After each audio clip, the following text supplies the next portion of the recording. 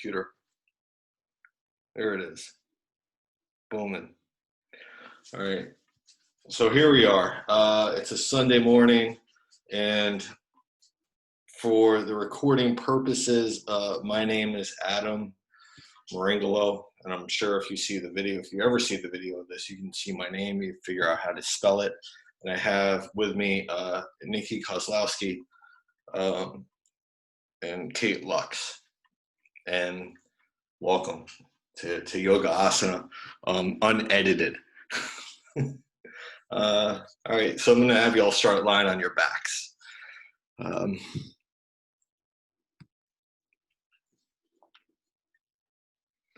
And, you know, whatever you choose, if you prefer to have your legs extend to the end of the mat or bend your knees and place your feet down, is good. I recommend either of those two. If you do bend your knees and place your feet down, just like Kate has, what you can do is let your knees knock together, your feet can separate. You might have an Otis come by and ask to be pet, right? And that's always okay as well. Right. So see if you can actually, you know, and I'm stealing this line pretty much directly from Annie Carpenter. Can you sprout lungs down in the deepest part of your low back, down in your sacrum, and begin to breathe there, right? So you kind of feel, maybe not that your belly extends upward or outward, although you might a bit, and that's fine. But see if you can channel more of the breath down into the deepest part of your pelvic floor. And see if you can channel more of the breath down into the back of the pelvic bowl, right? So that there's this sense of a subtle press of the, the sacrum and that space where the sacrum and the hip bones, the ilium, make contact with each other in the earth, also known as a sacroiliac joint, sacroiliac region.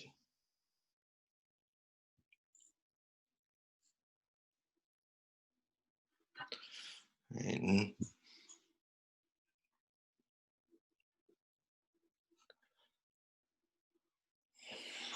Yeah, so especially if there's a lot of mobility there, or that region is a little bit, some might say, slippy.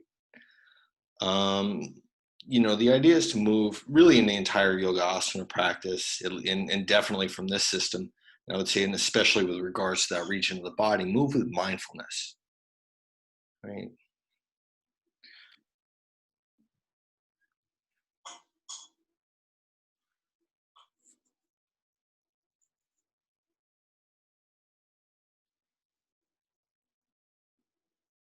And if your legs are extended to the end of the mat, can you roll your thighs inward as you inhale and kind of feel the pubic bone press down? As you exhale, kind of squeeze your heels down, lengthen your tail towards your sitting bones, maybe past your sitting bones. So you get that kind of subtle gathering of the lower part of the core.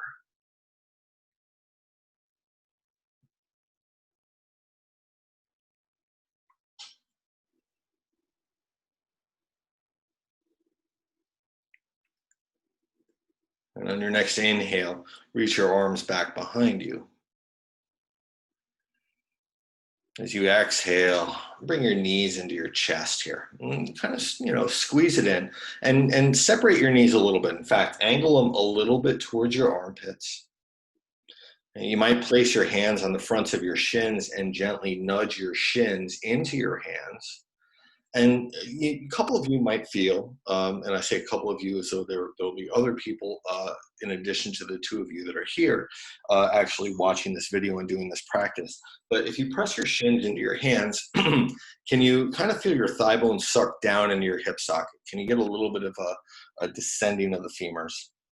And you might even feel kind of, again, other areas around that lower part of the core, the deeper part of the core, deep low belly begin to get active. Right. And let your lower back round a little bit. Feel your tailbone curl up, right? Your hip, or hips plural, right? The pelvic bowl tilts upward towards your low ribs, right? So you get a little rounding in the low back. And then can you kind of keep your legs where they are and gently begin to press your pubic bone down? Try to tilt your pelvis away from your low ribs. right? You might get different sensations. You know, you might feel that there's a little bit of a propensity towards indulging in some sensation more than others. Um, some of it might genuinely be better for you. Some of it might just feel juicy and tasty, and you know, definitely going that route. Right? And slowly on your next exhale, release your heels towards the ceiling. I would prefer that your legs be straight, even if they don't go to 90 degrees. If you're tight in your low back like I am, your heels are going to move forward of your hips a little bit. Some of you might even be relatively close to 45 degrees, and that's fine. And on your next exhale, begin to curl your tailbone upward, right? So again, that kind of tilt of the pelvis towards your low ribs, right? Lower back rounding, right? Lumbar was flexion. And then on your next exhale, try to keep your legs up and then slowly press your pubic bone down, right? So again, the pelvis kind of tilts away from your low ribs, anterior tilt or forward tilt of the pelvis. Right? So, you know, if you need your hands to go under your low back for support at any point, please do utilize that option.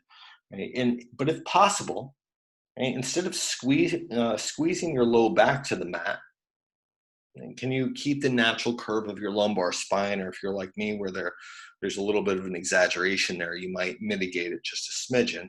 Slowly lower your legs. You know, we'll say 15 degrees, not a lot.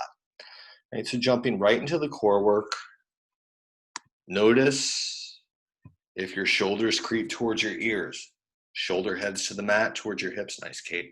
Maybe legs lower a little bit. And you might play with this, kind of subtly feeling that your pelvis tilts towards your low ribs and then tilts away from your low ribs. Feel the different muscles of the abdominal region get engaged. Maybe legs lower a little bit more. They might not go as far as they would at the end of the practice when things are a little more open, right? So you don't need to go to the end point or point beyond control, right? You're just really getting intimately familiar with the pelvic bowl and the deeper parts of the core. Take an inhale. Exhale, take your legs to the ceiling. Take an inhale here. Exhale, knees to your chest. Give a little hug, a little squeeze. It might feel kind of nice. But, you know, like a lot of things, you know, sometimes a second round may be helpful. Legs back to the ceiling on your next exhale. And so right to it. And again, hands under your low back for support as you find helpful, or low back presses to the mat as you find helpful, but, you know, minimize it or completely negate it as possible, and slowly lower your legs. Right? It might not go as far because there might be some fatigue. There might be a subtle bend in your knees to make the whole thing easier, but try not to bend your knees a lot.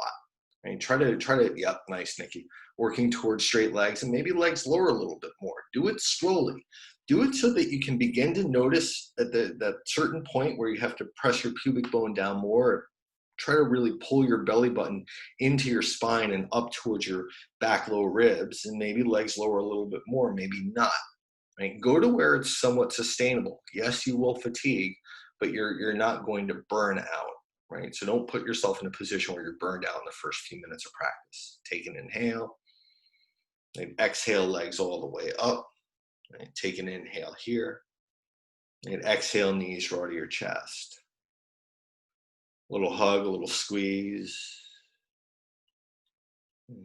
And you know what? Take your right hand to the outside of your left thigh. Let your knees drop over to the right. And maybe a brief moment of thankfulness that it's not, you know, the more intense variation of Parvartanasana. This is a little bit more of a stretch. Take your left arm up and back at a 45-degree angle. Try to pull your left hip towards your right heel, right? So that there's a sense of elongating the left sideways. Take an inhale. Exhale brings you up to center. Inhale at center. Exhale, second side. And again, the twist. You know, if your knees are at hip height or a little higher, it's going to intensify the twist. If your knees are lower than your hips, right, it's going to make the twist less intense. And then again, maybe right arm reaches back at like a 45-degree angle if you have space for it. Right? Do not, put your hand through a wall or knock over a dresser or anything for the sake of stretching your right side body. It's probably not worth it. Yeah. Just take an inhale. And exhale brings you back to center. Right. Knees kind of draw back to your chest and maybe a little bit of happy baby. Do the inner groins need to open a little bit? If you're like me, happy baby is a great posture for that. Again, maybe experimenting with the rounding of your low back, and it's like, oh, my knees get closer to my ribs or to the ground, and then really try to press your pubic bone down. For me, when I do that, when I keep the natural curve of the low back, the lumbar spine, it really turns it to an adductor, an inner groin stretch. Take an inhale. Exhale, knees draw to your chest, rock up and down the length of your spine. And let's say, you know what? Yeah, make your way right to downward facing dog. Adho Mukha Svanasana.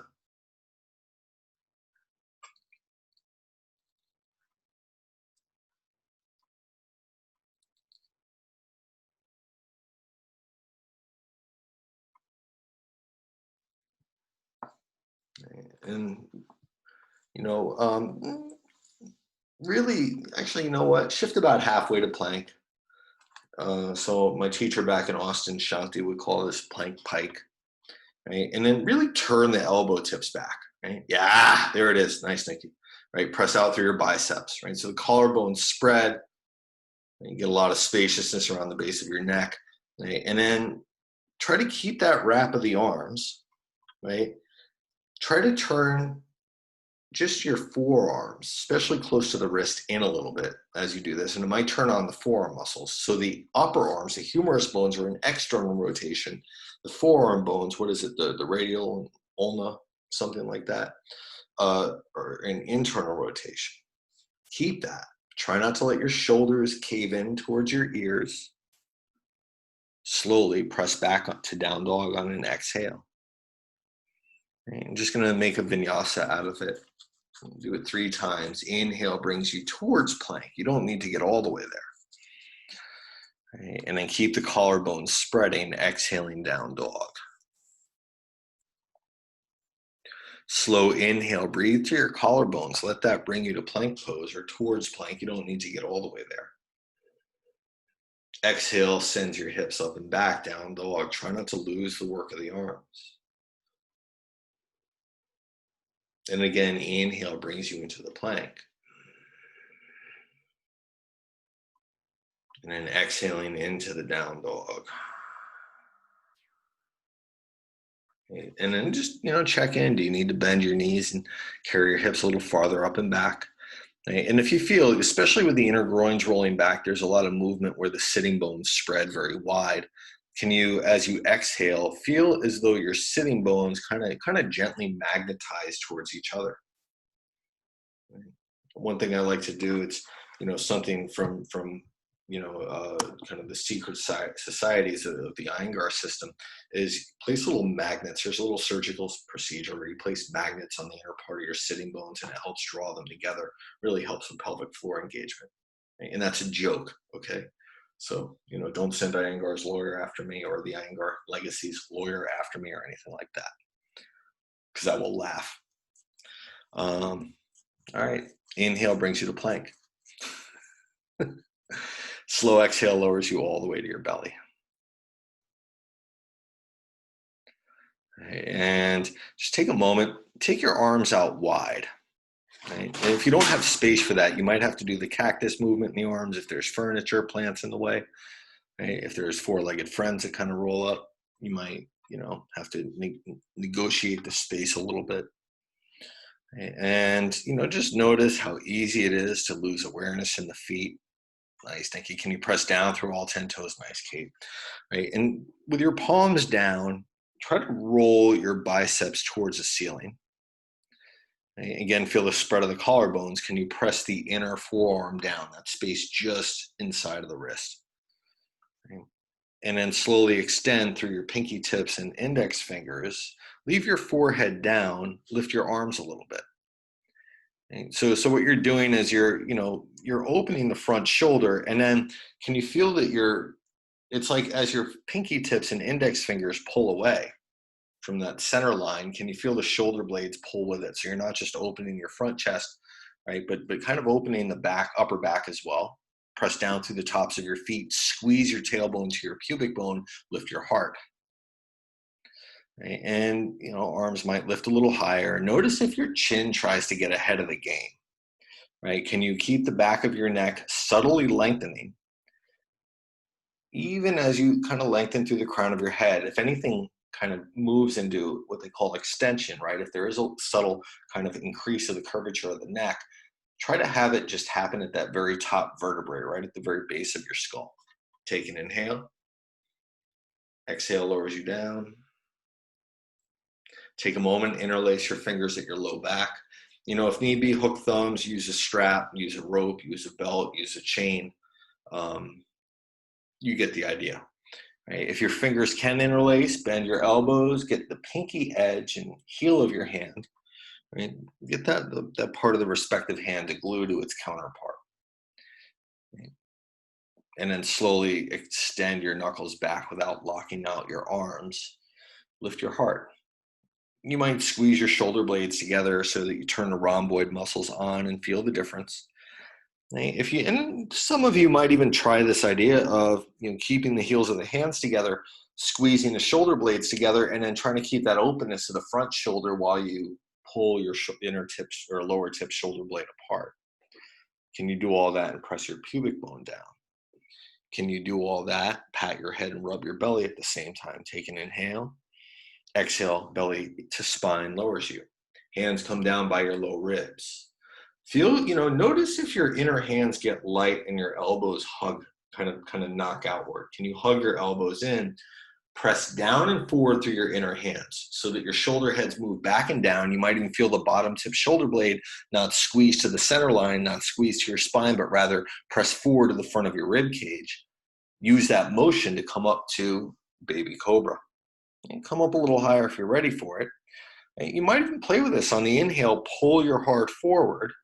Exhale, inner hands press down and forward. Shoulder heads move back, bottom tips, shoulder blades move forward. And then one time like that, inhale, pull your heart forward. Try to keep the pubic bone tail anchoring down.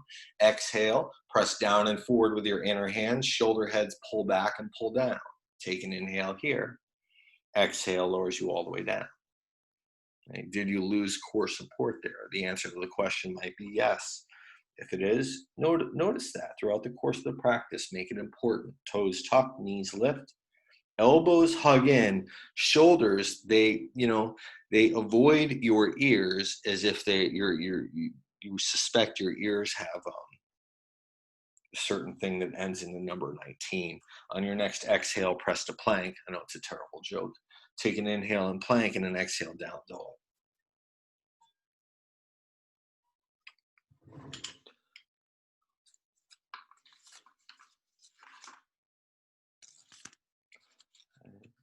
Next inhale is going to carry your right leg ceilingward or skyward.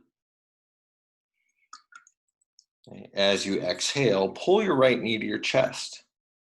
Wrap your upper outer arms back. Collarbones spread. And then inhale, right leg way up and back. Roll your right hip open, stack it on top of your left. Press your right thigh back. Anchor your tailbone towards your pubic bone.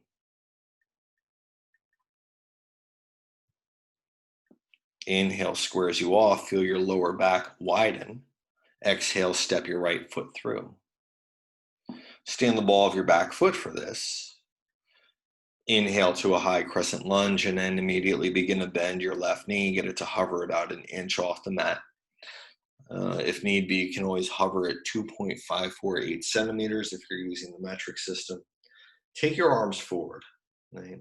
And if you need to, you'll notice, and I'm not saying this to be critical, Nikki already knows part of what I'm about to say. If you notice how that right hip likes to lift a little higher than your left, Can you drop your right hip and make it even with your left? And then notice if your right knee knocks in, do you need to walk your right foot to the right to get your right knee to point forward?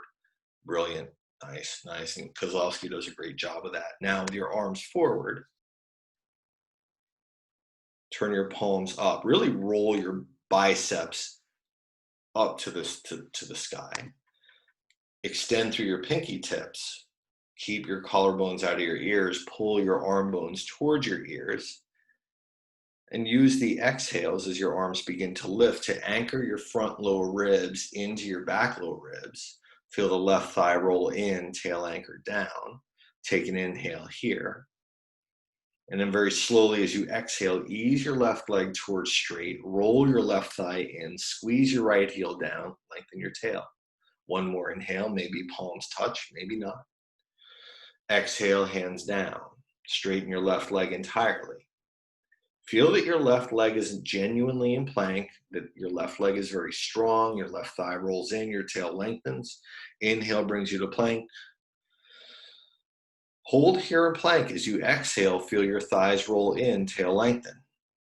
Inhale here, keep the core work. Exhale, Chaturanga Dandasana. Right? The cobra or the up dog, whatever you're ready for. Shoulder heads back, shoulder blades back and down. Make your way through plank to down dog on an exhale.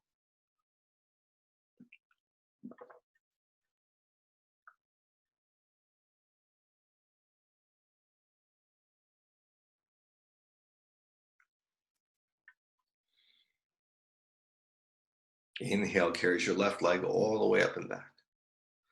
And again, just roll that left hip open, stack it on top of your right. And one thing kind of call attention to, obviously you're not going to see it right now. So as your left hip rolls open, stacks on top of your right, you'll notice as Nikki and Kate both do really, really well, they don't fling, they don't rely on momentum. There's this consciousness that really permeates effectively each and every movement. In fact, they do a better job than I do of that, which is why I'm sitting here drinking tea and they're the ones practicing. Right? Inhale, square it off. Exhale, pull your left knee to your chest, right? Round your upper back, collarbone spread. Feel your tailbone anchor to your pubic bone and to the earth in 20,000 leagues under the sea. Inhale, left leg up and back. Exhale, step it through. And again, into the crescent lunge when you're ready. Bend your back knee, hover it as close to the mat as you can get it. Take your arms forward, palms up when you're ready. And again, just like Nikki is doing a great job of, right? Your left hip, if it lifts a little higher than your right, can you even that out in what they call the coronal plane? And a little bit of conjecture, personal opinion based on anecdotal evidence. I think if your shin is quote long compared to your femur, compared to your thigh, it's easier for that shift in the coronal plane to happen. That's again, it's a hypothesis based on some shit that I've seen. Fuck it, I'm just gonna unedit this one. All right, with your palms up, right, biceps, turn up, and then lead through the pinky tip of each arm slowly. Or each hand rather, as you take your arms towards your ears. And, as you do this, does your neck clench front or back? Yeah, there it is, right? Do you need to press your left heel down and forward? Right? And then thinking right thigh rolls in, tail lengthens, and then obviously your heart lifts, but again, it's not a fling. You're lifting from your back low ribs as well. Tail is anchoring. And keep this very, very slowly. Ease your right leg towards straight on your next exhale. If you're like me, your pelvis tilts a bit or your knee doesn't straighten all the way. Right? The idea is to keep the core work. Take an inhale. Exhale, hands all the way down. Right? Watch out for any cats that may be near you or dogs. Straighten your back leg.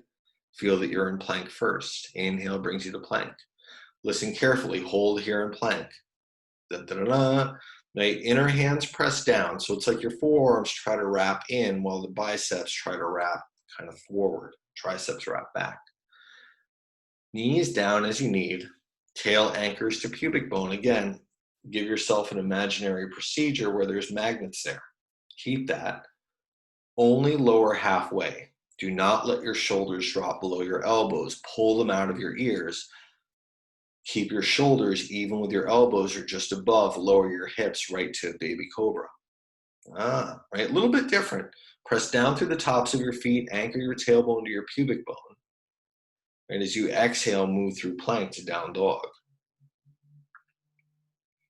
And so that there's, I play with it from time to time, and I've only heard that ever taught once in a class, I think, and that was somebody who was in Austin at the time, somebody by the name of Jason Lobo, studied under Christina Sell and I think George Purvis and I think a number of other folks.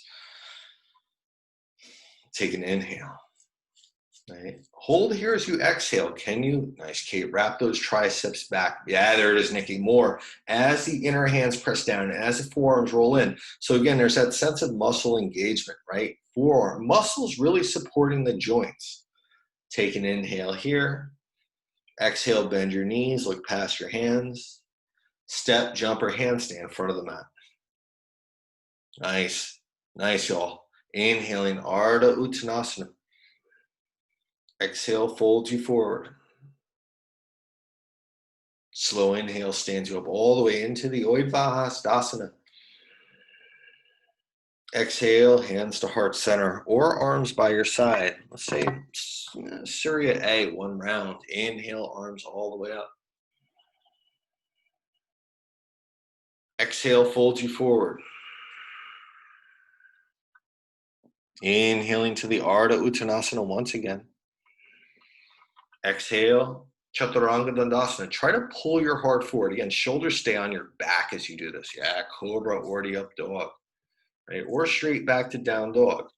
And, I'm saying this, for Kate and Nikki, because it's just those two. If they go into child's pose, one of them does. It's kind of easy to get, what they call quorum for it. But if you happen to be watching this or listening to this and decide to take child's pose and don't feel like pausing the audio recording due to time constraints or whatever, just rejoin as you're ready. There's a lot to be said. Yeah, you kind of want to, test the waters a little bit, right? But there's also the sense of kind of genuine love and self-care that I, in my opinion, for the real go-getters, for the over-efforters, if you will, can be a vital ingredient that's left out. Take an inhale. Exhale, bend your knees, look past your hands. Step, jump, maybe handstand in front of the mat. Inhaling, Ardha Uttanasana. Exhale, folds you forward.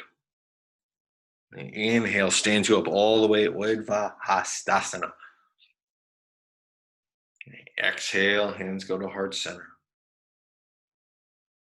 All right.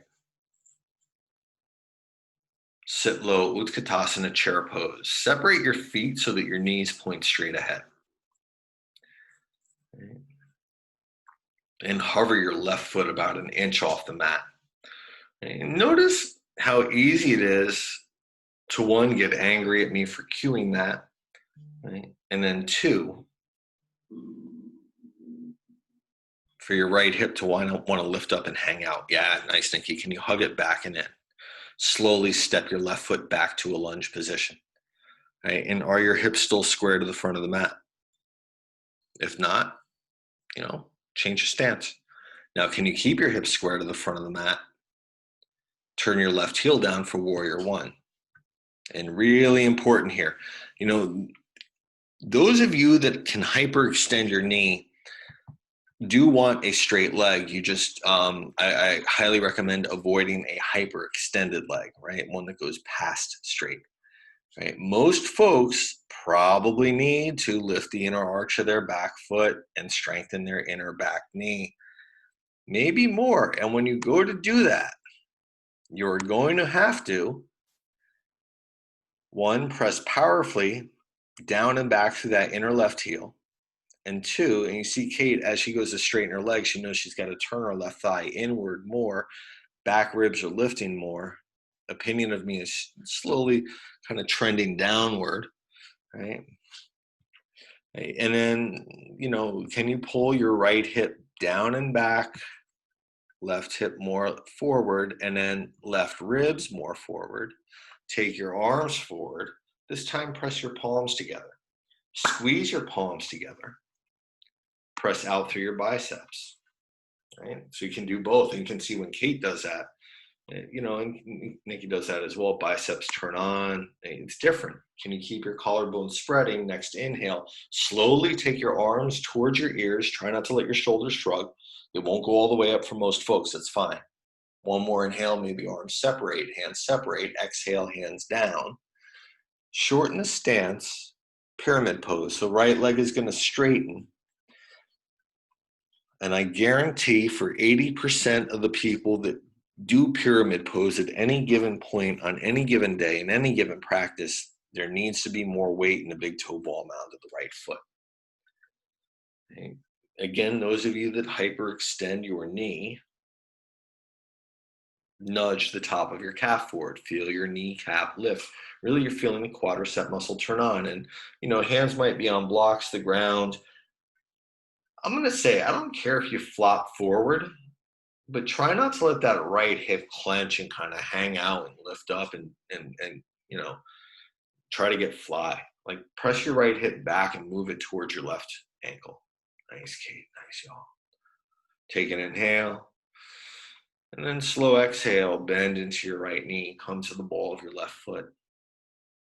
Right, you're going to come to a kind of a shortened lunge, maybe arms up, maybe not. Right, and then very, very slowly, try to keep your torso upright, slide your left foot forward, chair. Okay. And one breath to remember how much you love Utkatasana, and then exhale to fold. And again, feet might slightly separate so that your knees point straight ahead. Sit low, Utkatasana, chair pose.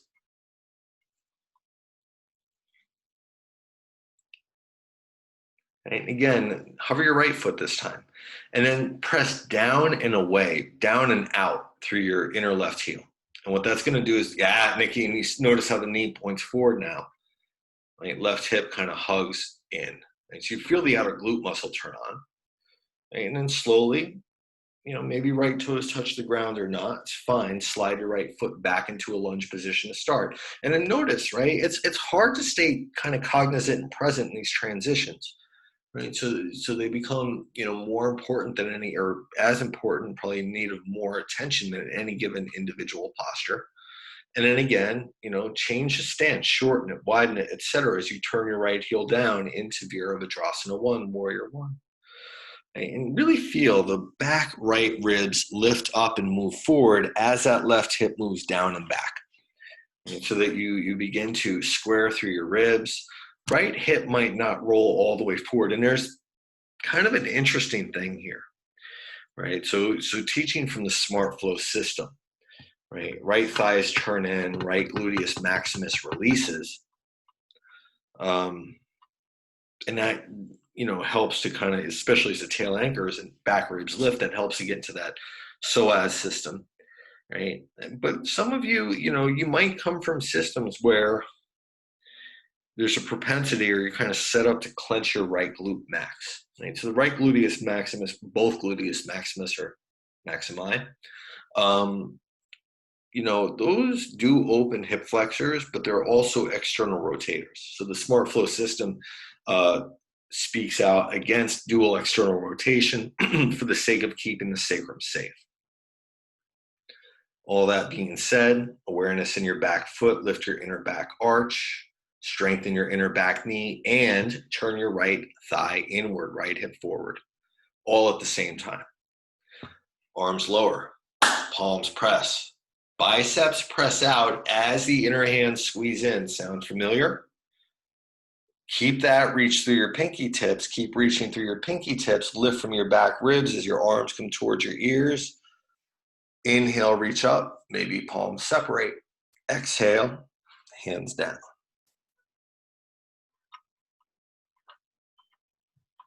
Ease your left leg towards straight into the pyramid. I just say pyramid variation.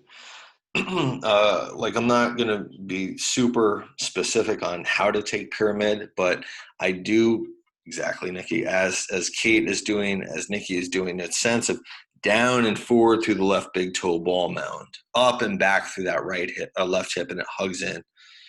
Right. So, and again, this depends on the system, right? Some systems you're told around your back, some systems you're not told around your back, some systems you fold over your left thigh. In this system, fold to the inside of your left thigh, right? So you stay very even, very long on the left side waist, which in a lot of practitioners, it's a tendency to shorten.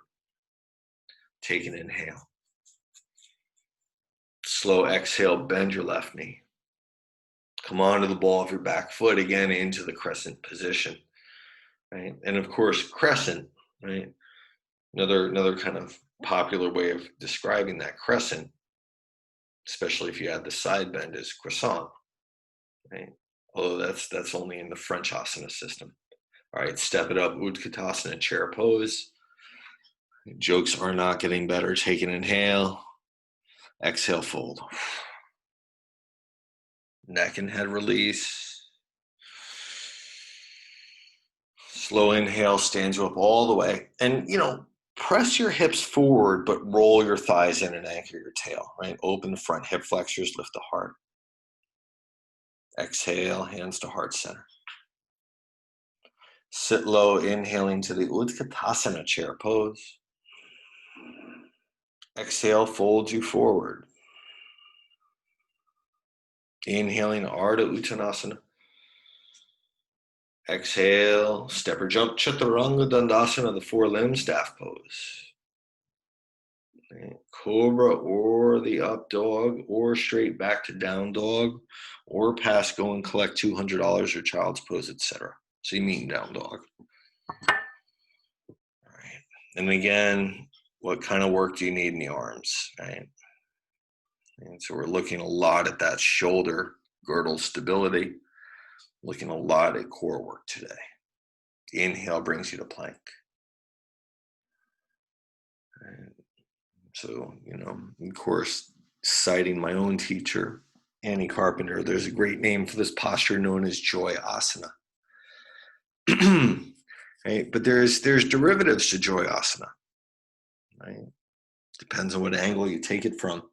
Feel the upper outer right arm wrap back and the inner right hand stay very heavy. Bring your feet together. Collarbone spreads. You guessed it, side plank, Vashisthasana. Right? And then, what's your stilo here? Do you have a tendency to round your back? Do you need to lift your heart? Do you have a tendency to stick your butt out? Do you need to anchor your tail to your pubic bone? Most folks, right? And you can kind of see, and again, it's not criticism. I deal with it myself, right? That left hip drops back in space. Can you roll it forward and anchor the tail? And then left hand down, take an inhale and plank, upper outer left arm wraps back, right? Feel that left shoulder blade drag down your back, keep it. Use the external rotation of that left humerus bone to go to side plank, Vashisthasana, second side, right? And you'll notice the core disappears, right? For me, it's like my ass always sticks out in the transition and I have to reclaim it real quick. Okay? Sometimes it tries to run down the street and take a loan out, my name from the local bank, right? Tries to fuck up my credit score. I got to do something about that, right? So anchor your tail to the pubic bone, drag your shoulders out of your ears.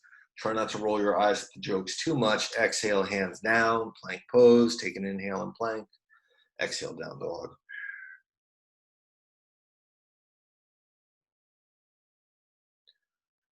Bring your hands a little closer to each other. Bend your knees, look past your hands. Get your feet to the outsides of your hands, jumping if you can, stepping if you prefer.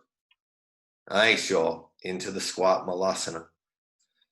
So you're in the mala, right? Be they the mala beads or the mala, the garland of flowers, right? Feet eventually come together with your heels staying down.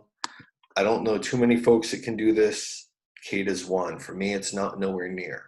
Really good variation if you're tight in your low back, feet stay separate, block. or whatever's handy comes under your sitting bones for support. Take a moment here, right? Really pull your belly to your spine on your exhale.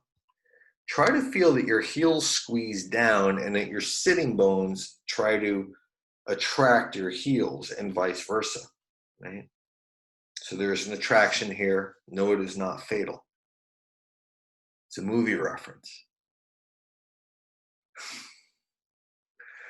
Right? Begin to hug your thighs in a little more if you can. Face palm a lot if you need to. Right? And then try to reach your arms forward and like walk your fingertips along the ground as if you're playing a piano. I don't know. Right? And then try to slide your armpits in front of your shins.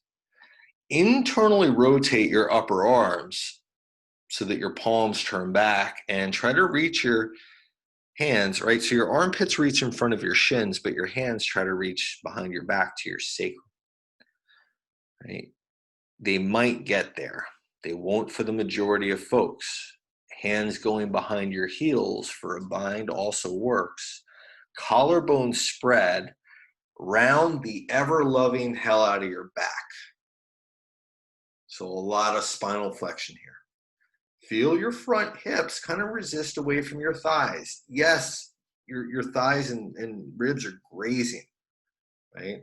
They're grazing each other, not grazing like a cow or cattle would graze in a field. Right? Here's the deal. If you want to slide your hands down and really squeeze those armpits forward and in and move into the bakasana, it's sometimes called crow. I think actually translates to crane. Go for it. Right? Remember the collarbone spread. Anchor your tailbone to your heels, more than your heels lift to your tailbone. Eventually, and for this to happen, your shoulders have to shift forward and you need a lot of wrist flexion, but the back of your heart becomes the highest point in the posture. If you want to jump it back and move through cobra and then or up dog and then jump back up to the front of the mat, you're welcome to it. Nice.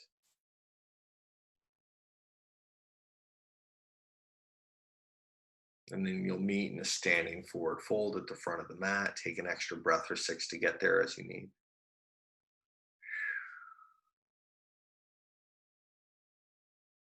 All right. And then just bend into your knees quite generously. And feel your tail anchor downward. Put a lot of gravity there. Curl all the way up.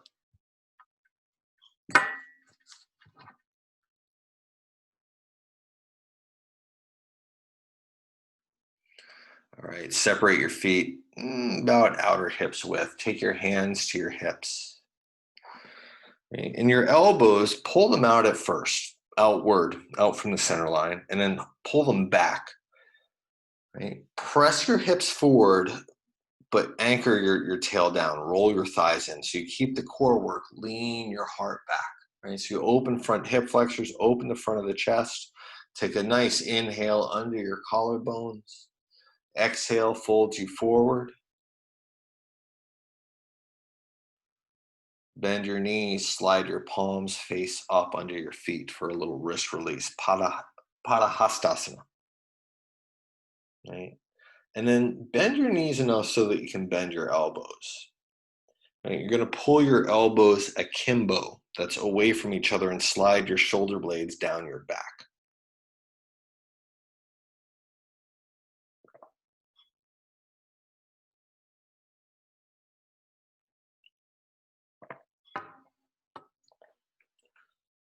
And maybe, really the idea here, even more than the hamstring release is to get your toes to massage your wrists.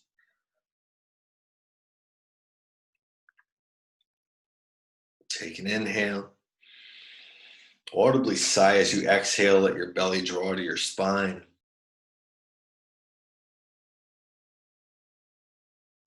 Release your hands from under your feet. Lift up halfway, Ardha Uttanasana. Exhale, hands to your hips. Inhale lifts you up the rest of the way.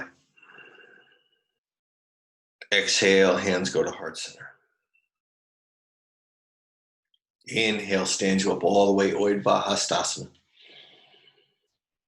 Exhale, fold you forward, Uttanasana. Inhaling, Ardha Uttanasana. Exhale, Chaturanga Dandasana, four-limb staff pose. Inhaling to the Urdhva, the up dog or the cobra. Exhaling, down dog, Adho Mukha Svanasana. Next inhale lifts your right leg all the way up. And as you exhale, squeeze your right knee to the outside of your right shoulder, hover your right foot. And then as you do this, press out through your right groin, roll your left thigh in and anchor your tailbone down, right? So as your right leg moves into abduction and external rotation, you're not losing the core work and that spaciousness on the left side of the sacrum. Inhale, right leg brings you all the way up and back, or comes all the way up and back. Exhale, step it through. Turn your left heel down, watching out for the cat. Inhale the warrior one. And exhale opens you to warrior two, Virabhadrasana 2. All right. So if you, and Nikki and Kate know the deal on this quite well. If you were told to square your hips in other systems, you ain't doing that today. Turn your left thigh in just enough so that your right knee can point straight ahead. Right, again, there's a sense of rolling your left thigh in enough to anchor your tail down, and really, and take your right hand to your right thigh where your thigh and hip meet, just like Nikki has here. Yeah? Whoop. Right? Can you kind of roll that right thigh out and under, right, without letting your left hip collapse forward? Right. So the idea is that you press out, and you see how Nikki now is pressing out through her right groin. Keep doing that. Right. So she can actually move her left hip back. She can move closer to square. She can also strengthen her inner back knee by lifting the inner arch of her back foot. Right? You see what happens, the leg suddenly turns on. It's like, oh, there it is. Hello, good morning. Right? And then what you see Nikki doing, because she knows her shit, is rolling her left ribs back in space. And Kate knows her shit as well and is doing as well. I just had Nikki on the spotlight. Right? And, once you get into the spotlight, please don't lose your religion. That's an REM reference. All right, reach forward. Take your right arm to the inside of your right thigh, left arm all the way up. Turn your left palm back behind you. Again, notice how that upper arm bone moves into the internal rotation. Your left shoulder caves forward. Left hand to your low back or top of your right thigh or the full bind. Right? When you take the full bind, or if you take the full bind, just like Kate's doing, it's like, oh, wow, those left ribs kind of cave forward. Right? Roll them back. Wrap your right thigh out and under. Right? Can you press? Yeah, exactly, Nikki. Press out through your right thigh more. It's great. She reads minds for a living. That's a profession. Just like she did right there. Right? Turn your left thigh in. Tail is going to anchor to pubic bone. Take an inhale. And slow exhale. Look down. Lose the bind when you need. Shift forward. Lift your left leg. Ardha Chandrasana, the half moon posture. I mean, if you're into this kind of thing, you can take it bound. Right? And see, Kate does this really, really well, right? She can wrap her right thigh out and under. Again, I'm glad she's demoing this because it doesn't look so good when I do it.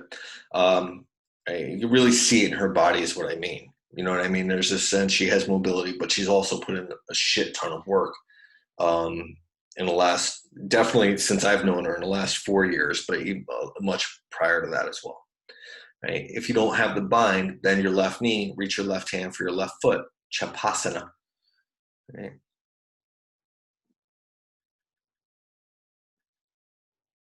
Take an inhale.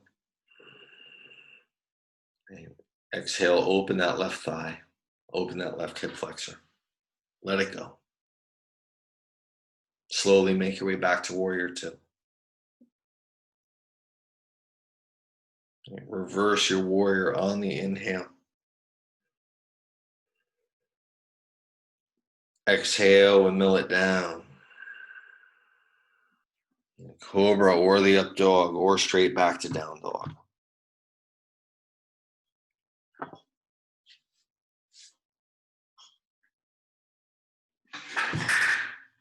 And if you heard that, that's just me knocking over a Dharma yoga wheel. Don't mind me. And then side B, left leg lifts on the inhale. Exhale. Again, left knee to the outside of your left shoulder. Right? And again, just kind of notice as you shift forward how easy it is. I do the same thing, right? That right hip is going to want to drop. Yes, nice, thank you. Can you roll your right thigh in and anchor your tail while pressing out through that left groin? Wrap it out and under. I know it's a long hold. Spread your collarbones. Mm-hmm. All right, inhale. Left leg lifts up and back. Exhale, step it through. And take the extra moment to make sure that left knee points straight ahead. Keep it there. Turn your right heel down, warrior one. Right? Keep your left knee pointing straight ahead. Turn open on that left thigh to get to the warrior two. Right? And then honestly, for me, I have different amounts of external rotation and abduction available on each side. So for me, my left side or left foot forward warrior two is a little wider, and my right hip is angled a little more forward than it is when I do the other side. Right? So you might find that it feels completely different. You know, the one side is a lot just more accessible than the other, or is a lot more comfortable than the other. Right? And you know, if it's more comfortable, you know, initiate more consciousness, right? Slow it down even more so that you're not defaulting into familiarity, right? If it feels less comfortable, slow it down a little more so that you can really observe what is happening. And you need to wrap your right ribs back more. And you know what? Do both at the same time. You know, screw it. Take your left hand to your left thigh. Right? Again, right where Kate's doing, right? See where that thigh bone and that hip meet. Right there. Wrap that out and under, right? As you roll the right ribs back. And you find that for some of you, it does stretch that outer left hip a little bit more, and both arms extend. Okay. Lift the inner arch of your back foot more, most likely. As the right thigh turns in, and really you're not jamming your right knee back. Right? You're pressing back from the top of the right thigh. I'll save all that stuff for another day. Reach forward and into the side angle variation. This variation of Parsvakonasana. And you see, not that Kate was doing it, not that she needs to do it, although she always can if she prefers. Right, her left forearm, she initially had it on her left thigh briefly. That's a perfectly valid option. Reach your right fingertips to the ceiling. Turn your right palm back. Again, as you do this, that right shoulder will cave forward. Reach your right hand behind your back. Right? Think of Jason Williams, right? What was it, White Chocolate he used to go by, making a behind the back pass. Right? That's a reference to a basketball player if you're unfamiliar. Right? Maybe you're going for the full bind. Maybe you're taking a half bind. Maybe you're just sick of my voice at this point. Right? But can you keep the deep bend in your left knee? Can you stay in the practice? Can you roll your right ribs to the ceiling? And do you need to hug your low ribs in as you open that front shoulder? All right. Let go of the bind when you need. Keep it if it makes sense to. Slide in. Lift your back leg. Half moon pose, Ardha Chandrasana.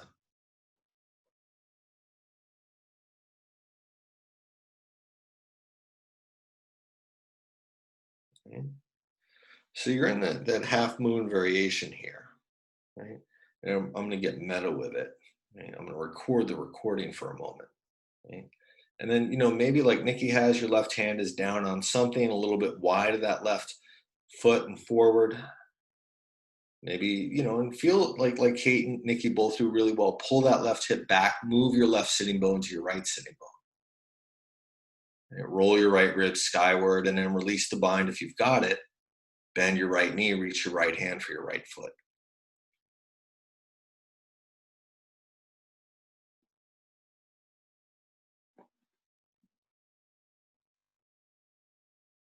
Okay. Can you open that right hip flexor?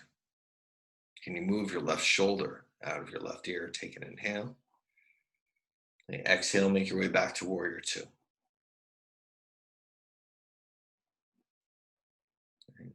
And reverse your warrior as you're ready. Reaching up and back. Take an inhale. Exhale, windmill it down. Again, through the cobra, the up dog. You can make your way back to downward facing dog, Adho Mukha, Svanasana, any way that you want to get there.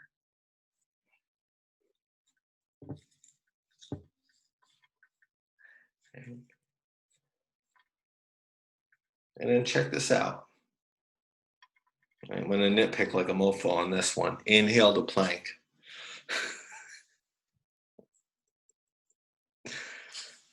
People are telling me in 2020 I'm developing a cackle. Right? Again, don't let your shoulders drop below your elbows. Use your knees, right? Knees down if you need. Lower halfway, Chaturanga Dandasana. Woohoo! Keep your shoulders from lowering at all. Lower your hips, baby cobra. Anchor your pubic bone down. From baby cobra, lift your thighs, Shalabhasana B. Right? And you see like Nikki is doing really, really well in the Shalabhasana B, right? The thighs lift. Right? Heels come about to shoulder height. Thighs roll in. Excellent, right? Feel the outer hip bones wrap to the earth. Tail is going to lengthen. Collarbones spread, elbows hug in. Take an inhale. Exhale, feel your core. Lower your chest down. Interlace your fingers at your low back, maybe thumbs hook, feet are down. Pull your shoulders back and down your spine. Lift your heart, lift your thighs. Shalabhasana, different variation.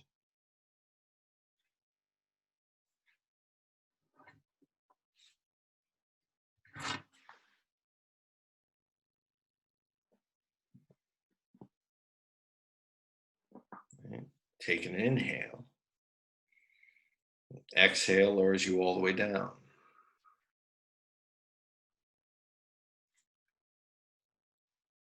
All right. You might know what's coming. Bend your knees.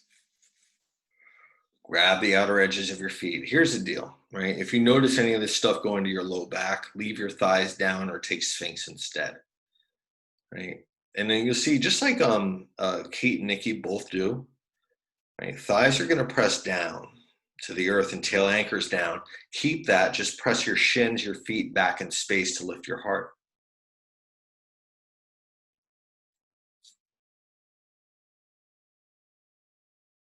Right? Can you press your shins back? Can you feel that there's a subtle anchor of the tail to the pubic bone? Lift your thighs. Take an inhale. And exhale lowers you all the way down. Right? And, just one thing to notice in that Dhanurasana, sometimes the knees splay out and feet knock in. Right? Usually what happens, and I should have said it going into the posture, I apologize, is you have to press out through your feet so the thighs roll in and the knees stay hugging in a bit. There are two options here. And I'm going to leave it to Nikki and Kate to kind of vote on it. So either Ardha Bakasana or Parshva Dhanurasana. So either the half frog or the side bow. And based on what Kate is doing, I'm actually going to I'm thinking side bow, unless y'all want to chime in and say differently. Okay. All right. And sorry, Nikki, you're on mute, so I can't. And my lip reading skills aren't so good. Again, my lip readings. And this gives folks a break. I was saying, what is side? How do you do side bow? I'm glad you asked. Okay, so I'm going to attempt to demo it. Again, I'm not going to make it look as good as other folks. Right? Most folks don't do side bow. I think it shows up in the second series of the Ashtanga practice. All right, so here's my attempt at demonstrating side bow. practice, it's funny because it's like I clean the practice space up and it somehow gets messy immediately thereafter. My coffee making lab is very, very close to my yoga mat always. Because you know what they say, no coffee, no prana. And yes, I think one of Patabi Joyce's sons does say that. Not Manju. Who's a dude? All right, forget his name. Fuck it. All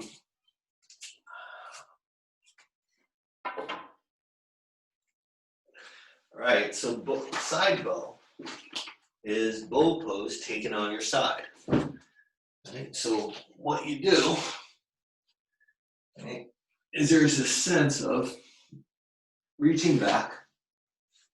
You can already tell my hamstring's going to cramp a little. I'm not very careful.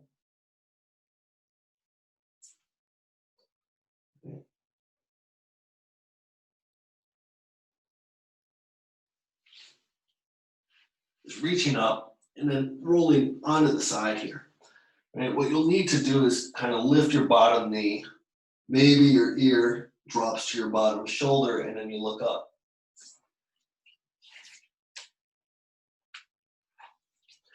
All right. So start in bow pose first. So just start belly down. Bend your knees, grab your feet. Again, Sphinx pose works, locust works if you're not up for it. Kick your shins back. Use that to lift your chest and pull your shoulder heads back. Most of you are going to notice that your chin moves forward. Think of somebody slamming you in the face with a pie. Pull the sides of your neck back. Now take an inhale. Exhale, roll to your right. Right? So watch out for the cat, of course. Right? And so you roll to your right side. Right? Lift your right knee away from the mat. Hug your left knee in towards that midline, towards your right knee, and then kick your left foot back. Maybe your right ear drops to your right shoulder. Leave that. Just turn your chin towards your left shoulder. Take an inhale. Exhale brings you over to center. And inhale at center. Exhale, second side.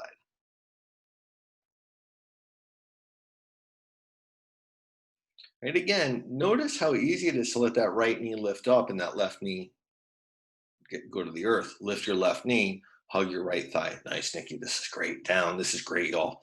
Left shoulder opens, heart lifts. Maybe left ear to left shoulder. Maybe chin turns towards your right shoulder. Take an inhale.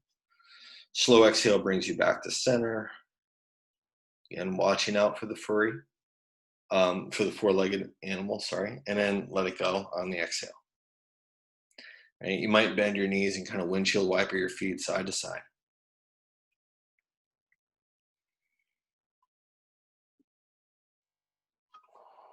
All right. And again, I'm going to give these two a break. Do y'all think do you two have like one more belly down back bend in you? Thumbs up. Yeah. Got the okay. Got the thumbs up. All right. So here it is.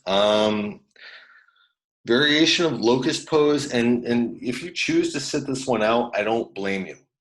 Here's the deal. If your elbows hyperextend, it's rare that I say leave a micro bend in them. Leave a micro bend in them for this one because this is you know, I'm just gonna say it's a motherfucker of a pose if you're not used to doing it.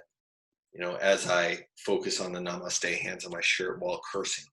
All right, so I know the Bikram system uses this. This is taught in different ways.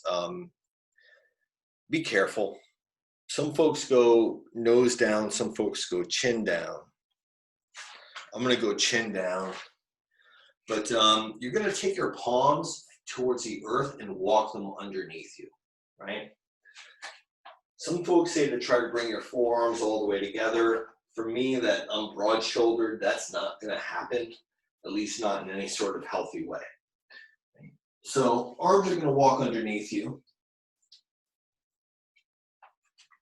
Right, there's a sense of, you know, honestly, I'm trying to kind of roll my triceps into my ribs while pressing down through the inner hands. And actually the outer hands. Right. So I'm still spreading my collarbones and leading with my chin.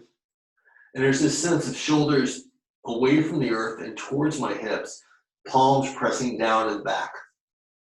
And keeping that, pressing down and forward, leading my chin forward, trying to shift forward towards my collarbones as I press down, lead with the pinky or big toes, lift my hips, and then slowly lowering. Definitely feeling the hamstrings. And I know it's not the best angle to see where my legs went. Some folks can get their legs all the way up. I am not one of those folks yet. So belly down, back bend. If you prefer camel pose, that's another option. If you prefer not to do this, skip ahead. I don't blame you. Come on in when you're ready. Palms underneath you, right? Triceps roll into those ribs so your collarbones can spread. And let's see here. So this pose was basically created by a man, right? Obviously. I've heard of two different options. I've heard of both kind of scooping, right? Your breasts if they're a little bit bigger for women. I've heard of, and this comes actually from another teacher who was out in Cali and moved back to Austin, right? Elbows pressing down to kind of slide, that chest region down. Be careful. If it hurts, please don't fucking do it. It's not worth the torture. So press down through your hands, legs lift. Don't need to go do it for very long. Nice, Kate. Nice. And can you extend more through your big toes and roll your thighs in? Press down and forward with your hands. Try to get the hips a little higher. There it is. Nice. Nice. Take an inhale. Exhale lowers you down. All right. And then get your arms out from underneath you. Curse profusely. And then press to plank.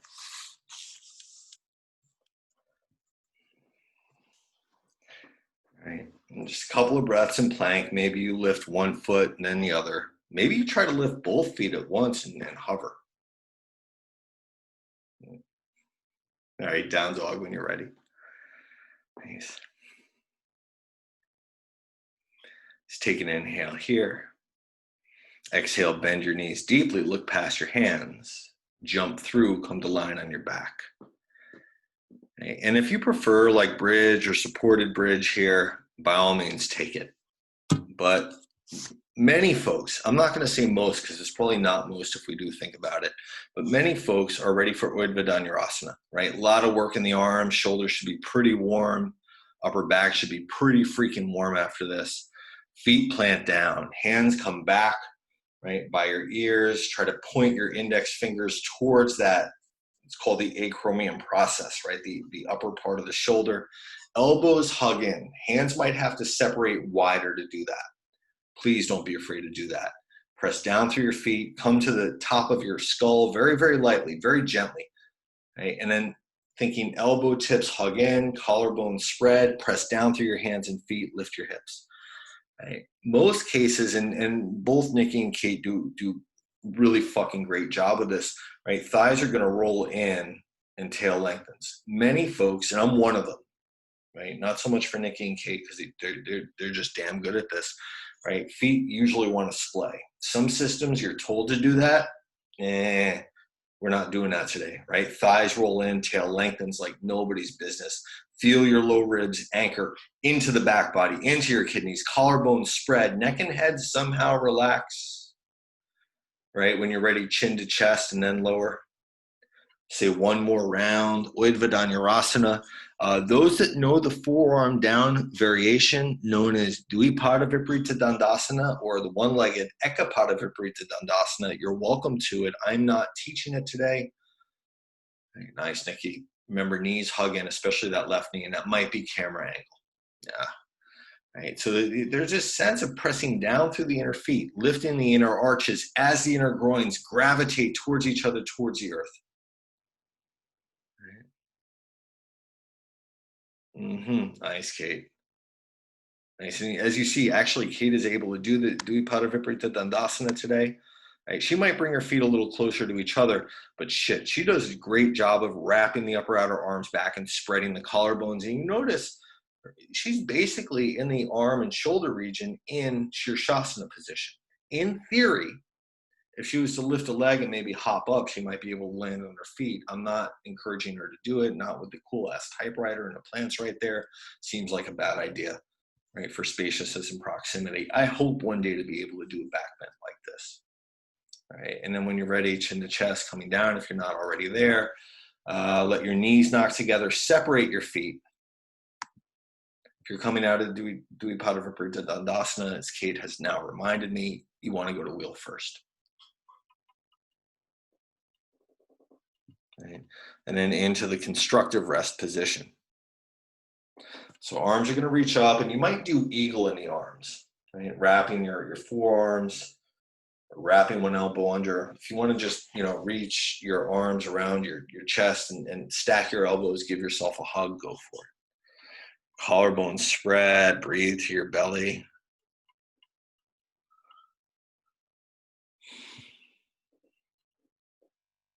And release your arms skyward. And he's taking the inhale, exhale, second side.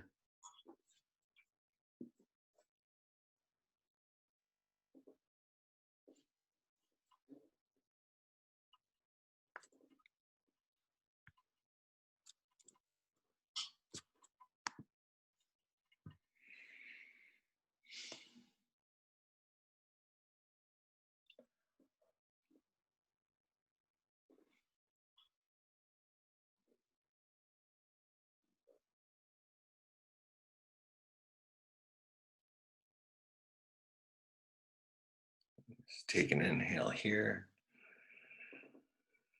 Exhale, let it go.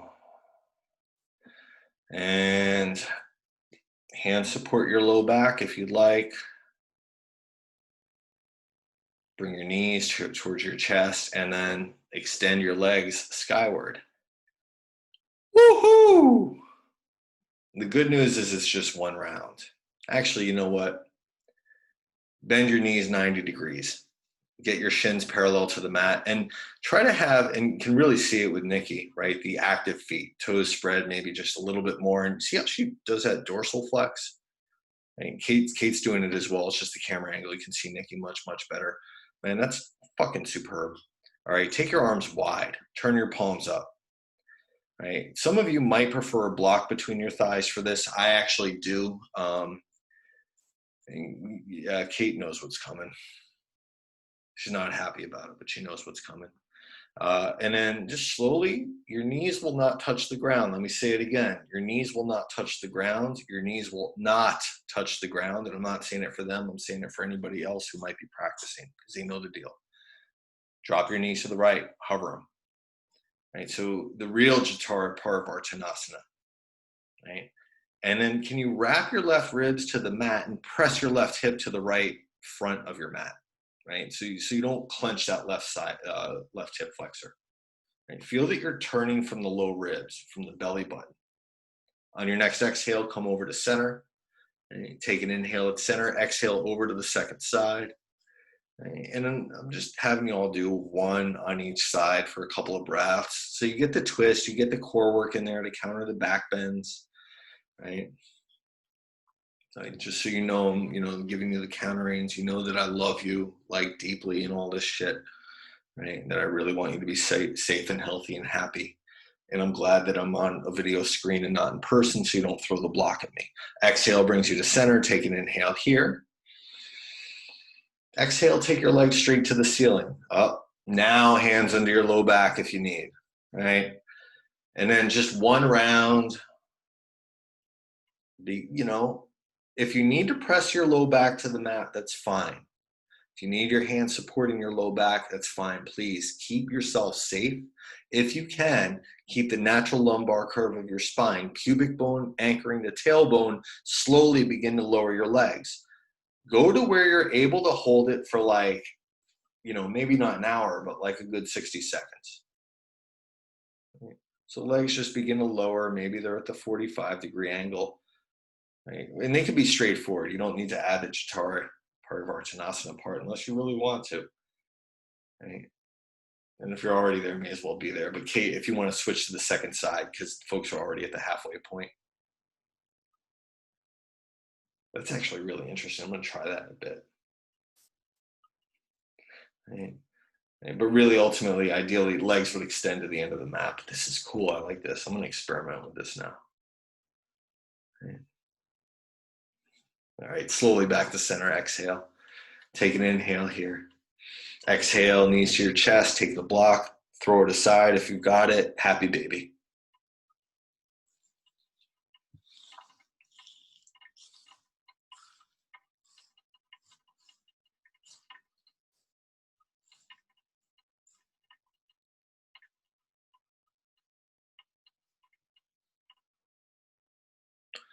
Okay, so feeling inner groins releasing. See what Nikki is doing. She's taking a different variation. She's taking like a half variation where one leg extends, the other leg isn't happy baby. That's a great thing. She can maybe roll that left thigh in and anchor that tail a little bit. Feel your right hip pull to your left ankle so that there's less of a shift in the coronal plane. But that's hard as shit to do. Right? Taking and go to the second side if you're utilizing the Kozlowski variation.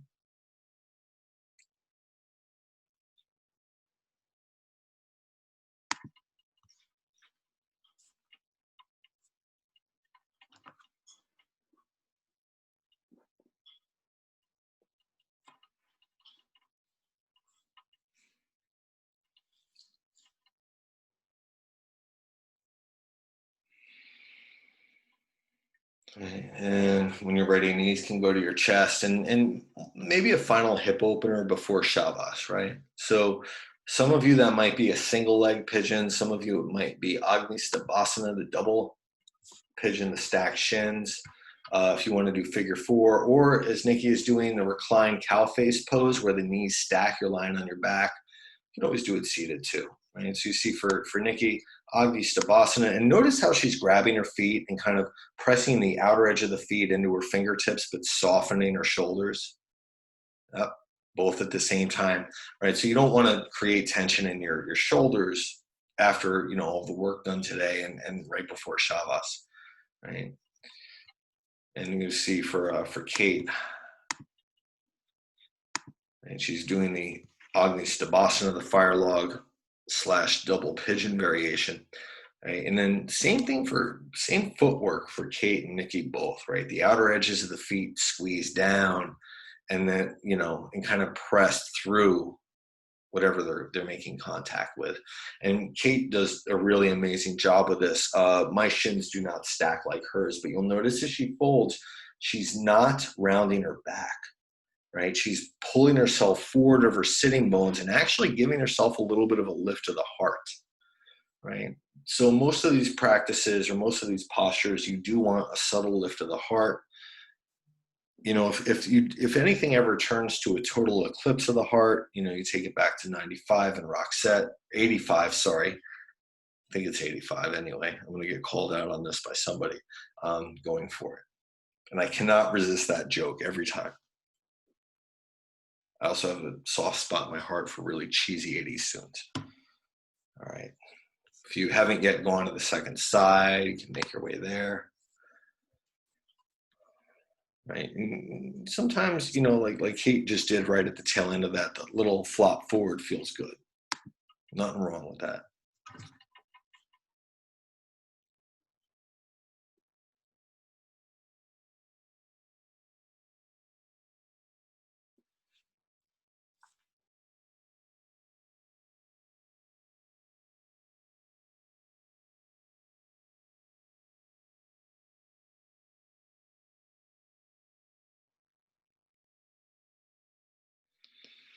Just kind of feeling everything winding down, right? A lot of heart opening, a lot of strength oriented stuff in this practice. And, in a sense, you're kind of embracing the work done.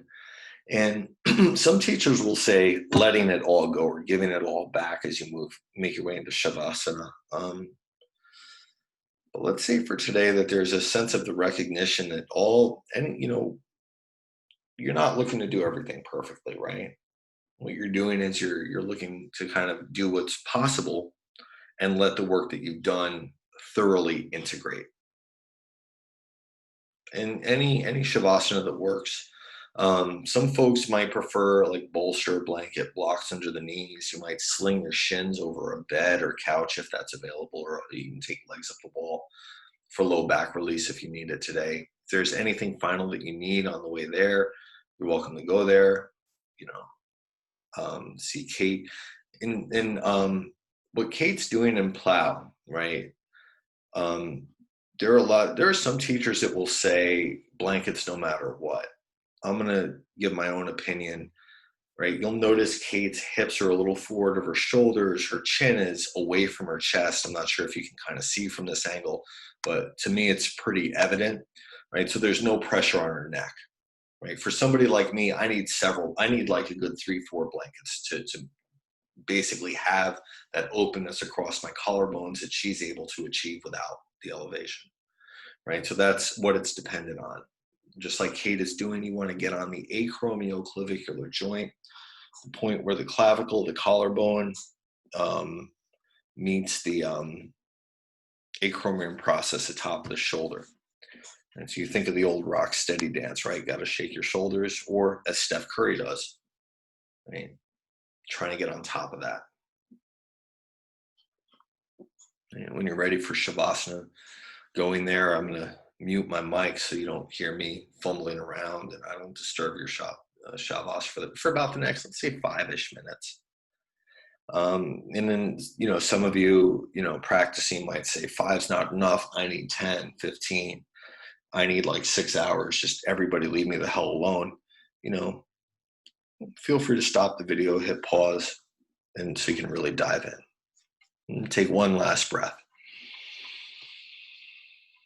And then exhale it all out.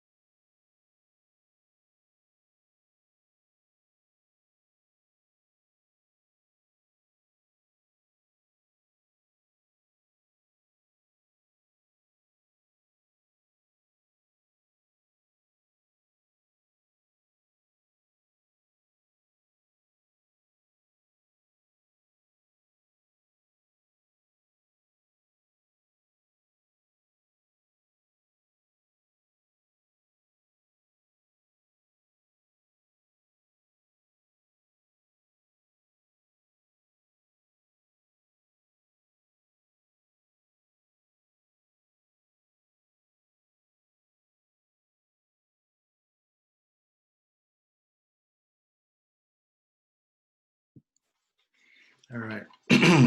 Take a slow inhale. Try to breathe down into your pelvic bowl, pelvic floor, your sacrum, and just exhale. You can sigh it or make it a soft exhale, something comforting for you. Okay. And with this sense of complete ease, can you just kind of slowly roll to a side and make your way to a seat? If your eyes do open, instead of looking or seeking, can you just kind of notice what enters and exits your field of vision?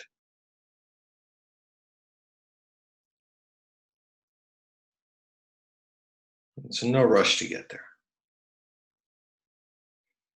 There's a sense, and especially in light of, so much happening, right? For most of us, be it, on the national, international, the macro stage, or the micro, the individual stage. Um, See if you can allow yourself to really remain soft in this moment.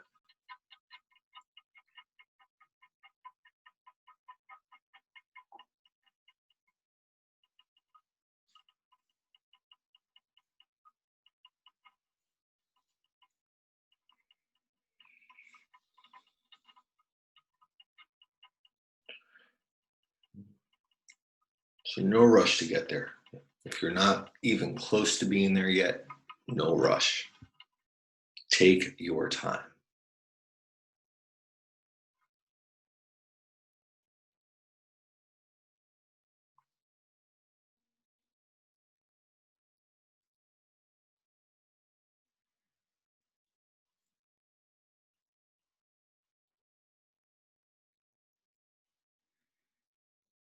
As you do kind of arrive, again, just notice, breathe to the pelvic floor, breathe under your collarbones,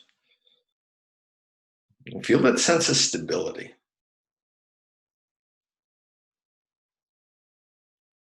And let's end with a wish of the good fortune that we receive, that it can extend forward to all beings without exception. Om Shanti. Namaste. Nice and special thank you, of course, to Kate and Nikki.